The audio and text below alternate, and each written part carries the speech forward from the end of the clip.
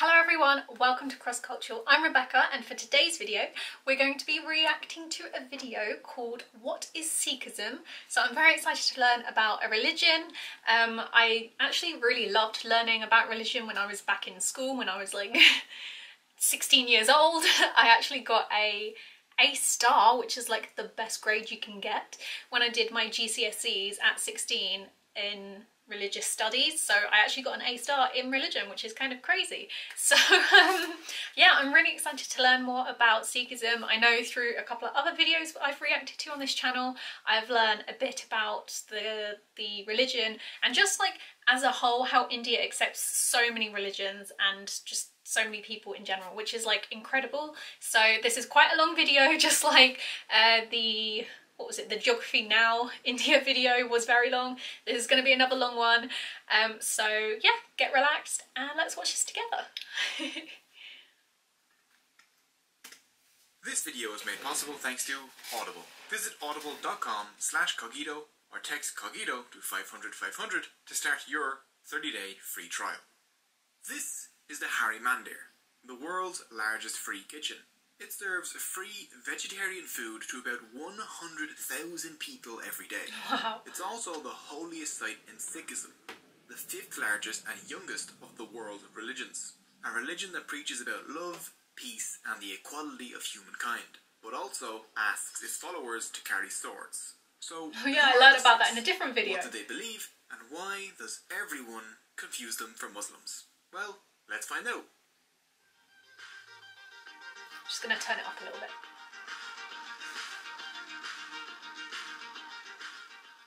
Sikhism originated in the Punjab area of India and Pakistan 500 years ago. The Wow. Punjab, the land of 5 rivers, is one of the most historically and culturally dense areas on earth. This was the home of one of the world's earliest civilizations, the Indus Valley Civilization.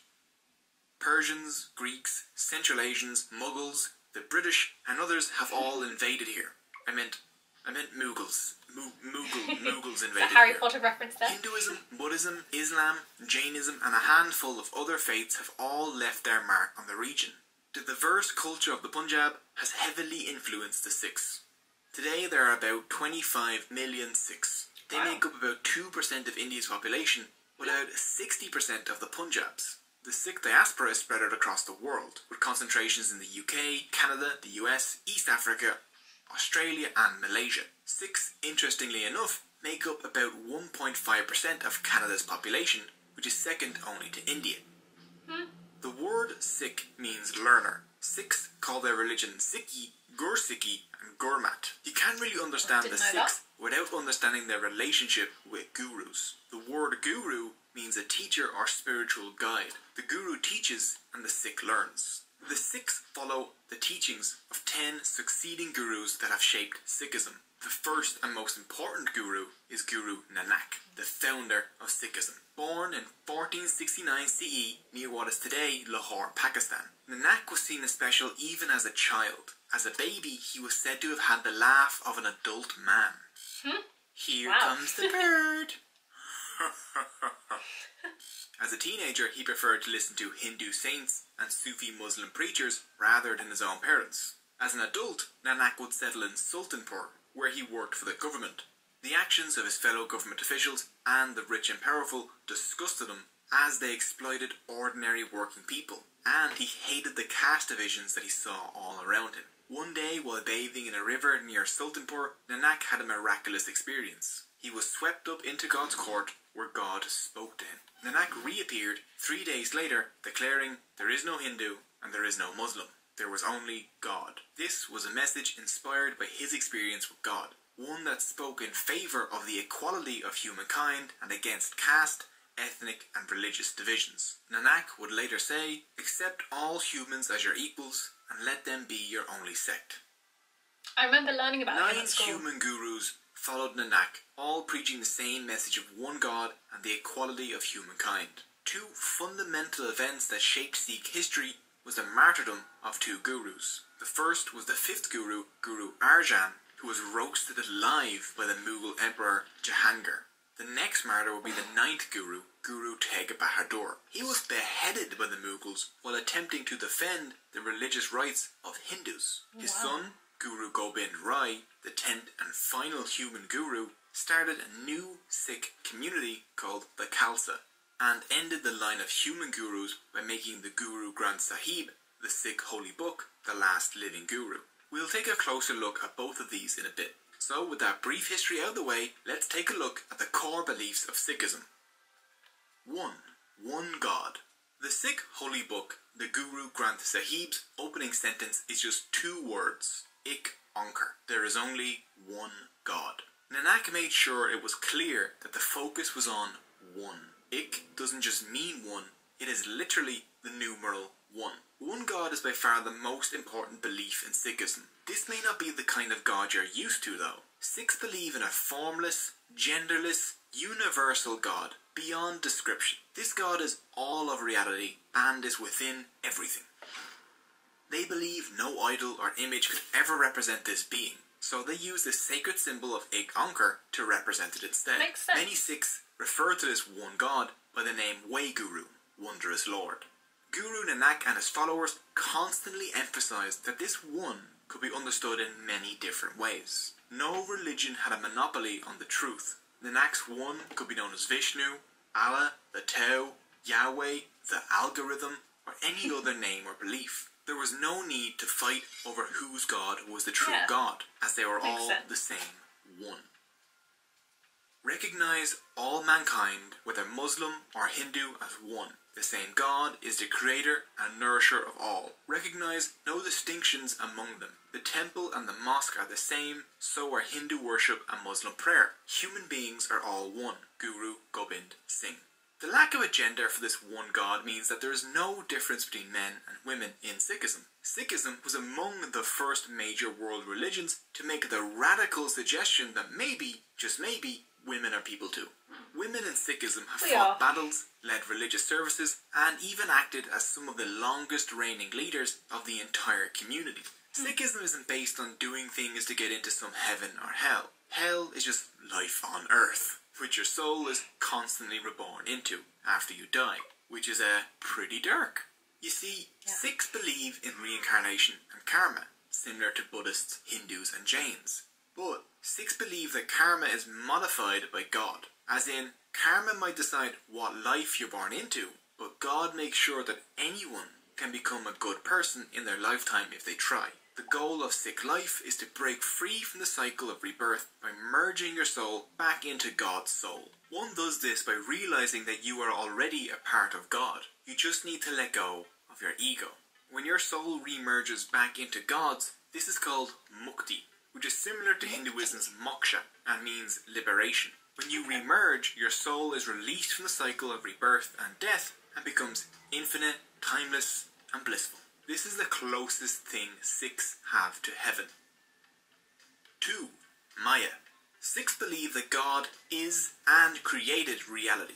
But we forget this because humans are distracted by illusion or Maya, which is anything that takes your mind off God. Maya keeps people trapped in the cycle of rebirth and death. Guru Nanak thought that Maya built a wall between people and God. The wall of Maya is built with the 5 thieves: lust, anger, greed, attachment and pride. It is the duty of all Sikhs to avoid these thieves. The 5 thieves are caused by How Mai, literally I, myself. How Mai makes people say, I am this, I am that, and it separates you from others, which blocks you from realizing your oneness with God. This ego causes people to live only for themselves, to spew negativity and to crave power and wealth. Such a person is called Munmukh, facing towards desires. Guru Nanak saw the world's problems as the negative effects of ego. Hindu versus Muslim, Israeli versus Palestinian, sitting down wipers versus standing up wipers.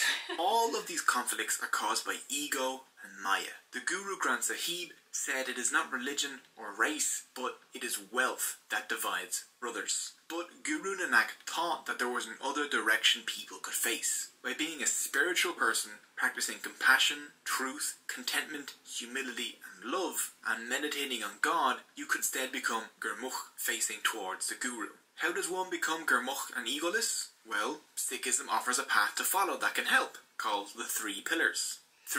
I remember learning about this. The 3 pillars are 1. Nam Japo, which is meditation on God and the reciting and chanting of God's name, Guru. This is normally done in the morning and before bed. This isn't supposed to just be some mindless ritual either. Sikhs are supposed to genuinely reflect on the qualities of God as they do this. 2. Kirat Karni, working hard and making an honest living. Guru Nanak said, only he who earns his living by the sweat of his brow and shares his earnings with others has discovered the path of righteousness. 3. Wand Chakna. This is sharing the fruits of your labour with others, providing free food and donating to the community. The Sikh tradition of a communal meal or langar at the Gurudwaras is a part of Wand Chakna. The langar or communal free kitchen inside of a Sikh Gurudwara, which is their equivalent of a mosque or church, is open to all who visit, regardless of caste, faith or gender. These serve vegetarian food to all, not because Sikhs have to be vegetarian, but simply because that means all people of all diets can partake. So if you want to taste typical Punjabi food, just go visit a Gurudwara. In Guru Nanak's time, the idea of different castes sitting together on the floor and eating side by side was a revolutionary act. Famously, the Mughal Emperor Akbar visited Guru Arjan and the Guru would not meet with him until he partook in a langar, which the emperor did, sitting side by side with peasants. Guru Nanak claimed an enlightened person are those who view everyone equally, like the heir touching the king and beggar alike. Another vital part of Sikhism that isn't one of the 3 pillars is seva, which is selfless service. Through service to their community, Sikhs can become more humble and overcome their ego. Seva can include cleaning up the Gurdwara, preparing food, or cleaning dishes in the langar, or it can include volunteering, building things for your community, or subscribing and ringing the notification bell on educational YouTube channels. Through remembering God's name, honest work and sharing, along with selfless service and avoiding the 5 thieves, a person can rid themselves of egoism and be released from the cycle of rebirth and death. 4. The Khalsa. Guru Gobind Rai was the son of the 9th Guru, Tegh Bahadur, who was beheaded by the Mughals and his body was abandoned by his Sikh entourage. They fled easily because no one could recognise them. So, Guru Gobind decided to give Sikhs a distinct look from now on, so that they would always be compelled to uphold Sikh values. So, in 1699, Guru Gobind brought his Sikhs together at Anandapur. After their morning prayer, he stood in front of a huge crowd and demanded a human sacrifice. The shocked crowd was silent for a while before one Sikh rose up and entered the Guru's tent. The Guru followed him in, and then the Guru comes out with blood on his sword. He demands another sacrifice. Another Sikh offers themselves and enters the tent. Again, only the Guru comes back out of the tent, bloody sword in hand. Again, another sacrifice. And again, and finally, after the 5th sacrifice, the Guru re-emerges with the 5 Sikhs all wearing saffron-coloured robes. The Guru declares that these are the Panj Pyareng, the 5 beloved ones. They would form the centre of a new Sikh community called the Khalsa. He offered them Amrit, a bowl of sweet water, and all 5 who belonged to different caste groups drank the Amrit from the same bowl, which would have been a huge deal back then. This signified they had joined a new, casteless family, the Khalsa. Each of these volunteers had to leave behind their old surnames or caste names and adopt the same surname, Singh, which comes from the Sanskrit word Simba, meaning lion. I know, right? It has no relation to the Bantu word Simba, which also means lion. It's just a weird coincidence, which is great. The Guru then begged the 5 beloved ones to let him join their Khalsa. They offered him the Amrit, and the Guru became Guru Gobind Singh. Women were admitted to the Khalsa the same way as men. After drinking the Amrit, they received the surname Kaur, meaning princess. The Khalsa gave the Sikhs a new, unified identity, tied together as one family, with one name, without caste, with the goal of defending the weak and promoting justice. Today, many Sikhs still undergo the Amrit ceremony and take the surnames Singh and Kaur. The Khalsa were also given new rules to follow, which included the wearing of the Panj Kakar, or the 5 Ks. The first was Kes, which is uncut hair to represent discipline. The second was Karga, a small comb in the hair. The third was a Kirpan, a sword to uphold justice and protect the weak, which is nowadays usually a small sword. It is importantly not an offensive weapon, and the Sikh Code of Conduct claims it can only be used to destroy tyrants and oppressors. It must not be used for anything else. The fourth is kakahira, kind of loose-fitting boxer shorts to represent sexual restraint. And the fifth is kara, a steel bracelet. Its circular shape represents the infinity of God. Interestingly, the turban is not one of the 5 Ks. Instead, it's worn to cover the Sikhs' long, uncut hair, the kes. Turbans have become essential to Sikh identity and hold very special significance to them. Chances are, if you see someone wearing a turban, the vast majority of the time, that person will be a Sikh, not a Muslim.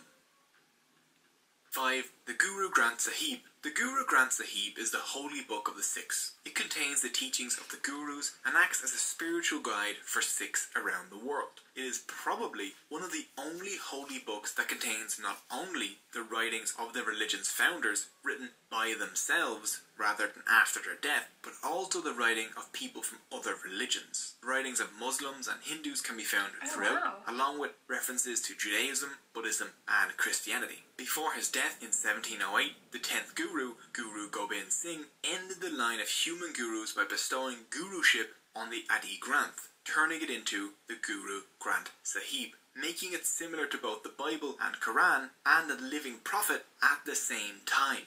To break down the name, the word Guru means Guru, Granth means book, and Sahib means Lord. Since that moment, the Guru Granth Sahib has been revered as the current living Guru. It is treated with extreme respect and care. Oddly enough, the Granth is not only read, but sung. It's made up of thousands of hymns. Sikhs don't have mass or service, but a kirtan, meaning communal singing. Normally, these are set to classical Indian music. 6. The Gurudwara. Sikhs gather at Gurudwaras, a word meaning doorway to the Guru. A Gurudwara is only a Gurudwara because it has a copy of the Guru Granth Sahib in it. Men and women of all castes and social standing gather there to join in prayer, singing and eating. This is where you'll find the langar. Anyone can visit a Gurudwara and partake in the service and meal. You only need to follow basic etiquette. Cover your head, remove your shoes, wash your hands as you enter, and do your best not to bring any drugs or tobacco inside. The most important Gurudwara in the world is the Mandir, or Golden Temple, in Amritsar. We've seen that in a few other videos, haven't we? Guru Arjan completed work on the Golden Temple and had the Guru Granth Sahib installed inside it. As a gesture of religious tolerance, Guru Arjan invited the Muslim Mian Mir to lay the foundation stone of the Golden Temple. The temple has 4 doors opening on all 4 sides to show the openness to all cultures and peoples. But on the inside, only 1 door leads to the inner sanctum, indicating that all paths and beliefs eventually lead to the one God. The Golden Temple is the most visited place in the world, with around 6 million visitors each year. The langar at the Golden Temple serves a free meal to about 100,000 people each day, making it the world's largest free-serving kitchen, all run and staffed by volunteers. And the waiting list to volunteer in the Golden Temple has hundreds of thousands of names on it. I'm not surprised. The people on that list will be waiting for a long time. A good way for them to pass the time productively would be to listen to audiobooks over on Audible. While researching this video, I listened to Sikhism, a very short introduction by Eleanor Nesbitt, which is an excellent bite-sized introduction to Sikhism, stated in very clear language for people that are completely new to the topic. And if you want to go right to the source, Audible even has the complete 90-plus hour Guru Granth Sahib also available. 92 hours! Audible makes it easier than ever to fit audiobooks into your schedule. Whether you're commuting, cooking, or if you're like me, pumping hot iron at the gym, you can be listening to some of the best audiobooks available, even offline with apps on iPhone, iPad, Android, and Windows phones. Being able to listen to audiobooks while doing otherwise boring tasks has made me look forward to getting stuck in traffic. And now that we've entered a new year, Audible is offering a new deal to help you start off right. Audible is issuing a New Year challenge. Finish 3 audiobooks by March 3rd and get $20 Amazon credit. It's pretty simple, and Audible will keep track of your progress for you. Audible members can choose 3 titles every month, 1 audiobook and 2 exclusive Audible originals that you can't hear anywhere else. You can easily exchange any audiobook you don't like, and audiobooks will stay in your library forever, even if you cancel. Start listening with a 30-day Audible trial and get 3 audiobooks absolutely free. visit audible.com/COGITO or text COGITO to 500-500. So you can start your year off right by listening to some of their personal fitness or self-improvement audiobooks. Or you can be like me and dive into The Analects of Confucius, the Bhagavad Gita, or Eat, Pray, Love. Don't you judge me. Elizabeth Gilbert has woven a beautiful emotional tapestry and it's fantastic. And you can listen to all these and more easily by going to audible.com/cogito or texting cogito to 500-500 to start your free 30-day Audible trial while also helping to support the channel. So those are the basics of Sikhism. It isn't even close to covering everything. I probably only covered about 1%. One video simply can't cover everything. Religions are too diverse, too deep, and mean too many different things to different people. But learning even the basics of anything that millions of people deeply care about gives you an insight into our fellow humans' worldview, and I hope you enjoyed it. You can find all the sources used in the description. If you like this content, please subscribe, and if you have any questions, leave them below and I will answer them in a comment response video. If you're interested in supporting the channel, there are links to my Patreon and my t-shirt store also in the description. Thank you so much for watching. Aww, I feel like I learned so much from that. Like I said, when I was at school, you know, we studied religion. Sikhism was one of the religions that we had to study, and yeah, I learned so much back then, but obviously that was quite a number of years ago, so a lot of it has kind of been forgotten in my brain.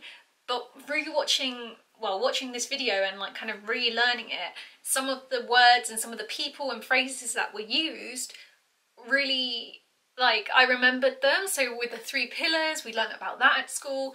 We learnt about Guru Nanak as well. I feel like I did know there was more than just him as the gurus, but I couldn't really remember the rest of them, if I'm being honest. But yeah, so much information in this video. I hope you enjoyed that video. I mean, I enjoyed watching it. I learned so much more than what I would have done had I not seen it. And one of the things that I really like that the religion as a whole promotes is that the whole idea of like one God. I mean, personally, I am not religious. I don't relate to any religion, but I love the idea that in Sikhism, it doesn't matter like who you are or what religion you come from. If we all come together, we're all aiming for that one same God, and it could be any one God from your religion, but it is all the same God. And I think that's a really good way of thinking, because a lot of, sadly, religions divide a lot of people and a lot of countries and a lot of cultures, and it shouldn't be like that. It is a really sad fact that, you know, there have been a lot of wars because of religion and things, but to know that Sikhism promotes the idea that everyone is, you know, in the same mindset of having this one God no matter what religion you're from, it just makes a lot of sense. And I think a lot of the things they try and uphold throughout the religion make a lot of sense as well. And yeah, there was just a lot to go through. So I mentioned that I wasn't sure if we had learnt about the other gurus when I was at school, but one thing I didn't know was that 2 of them, you know, were killed. One of them was beheaded and the other one was, what was he? Oh, set on fire, wasn't he? Wow. Didn't expect that. I don't think we were taught about that. We must have been taught that there was like 10 gurus, but we mainly focus on Guru Nanak because I remember his name and his image. I also remember being taught about the book, the Granth Sahib, but we were never told what it meant, as in when you break down the words, meaning Guru, book, Lord, we were just told that that is their religious book. So what I do remember, and after seeing this video, is that what we were taught wasn't fully delved into. So we were taught about Guru Nanak and teaching the religion. We were taught that there were other gurus, but not necessarily delved into who they were. We were taught about the Guru Granth Sahib as the book that everyone kind of reads the text from and stuff, but we weren't specifically taught where the book came from. Like, I didn't know that the last guru wrote this book and like made it the last guru so there wouldn't be any more human gurus. Like, we weren't told about the history, we were just kind of told this is the book that they read as part of their religion. And I also really like that the first 2 words in the book, which again I didn't know before watching this video, literally mean there is only one God. I think that is, like I said when I started talking about this video, I think it's a really good concept to have the idea and promote the idea that although you could be from any religion, you are all focused on just one God, and that can be any God from any religion. But yeah, there was a lot to go through. I hope you've got this far. Let me know in the comments if you have gotten this far. I know in the Geography Now video, a lot of you commented saying, I got to the end, and it made me so happy that a lot of you stayed and watched to the end, because yeah, I learnt a lot in that video as well as I have learnt in this. I also remember being at school and being taught about reincarnation, but again, we weren't taught the specifics. We were taught that when you die, you get reincarnated and then you kind of live your life again, but we were never really specifically told that about the separation of the soul, which they kind of explained in this video, and the whole ego like cycle. So if you can not be egotistical then you will break that cycle. Like, I'm pretty sure we weren't taught about that. I don't quite remember. I feel like that's a big thing they would have missed out. So maybe they didn't, I've just forgotten over the years. But I like the idea of reincarnation because it means you can come back and live your life again, or live a life again, which I think is really interesting. It's a really interesting concept. I also hadn't heard about the concept of Maya being like the idea that it is distracting. Maya is the thing that's distracting and like taking away, and the whole like idea of the Maya wall and the 5 thieves was really interesting. Like the 5 thieves, I remember learning about, like the whole greed and all the other thieves, but we weren't told about Maya being like the concept of it, so that was really interesting to learn. They also mentioned about the langar and how you know, anyone can go and get some free food from the Gurudwara, which is like a really amazing concept. I was also informed that langars are also in the Gurudwaras in the UK, which I didn't know before, so maybe I should go visit one once all this is over and I can leave my house. But yeah, I learned that through all your comments. So when you comment, I do read them, and I learn through your comments as well as through watching videos like this. So if you have anything to contribute to this video, please leave it in the comments, because I will read it, and I learn from you guys as much as I learn from watching these videos. But yes, I hope you have enjoyed this video. Let me know if you've made it this far and if you've got to the end. I will be very impressed if a lot of you get to the end. Again, it's a very long video, but thank you for sticking with me. Give this video a thumbs up if you enjoyed it. Don't forget to hit that subscribe button, and I will see you very soon for a new video. Bye everyone!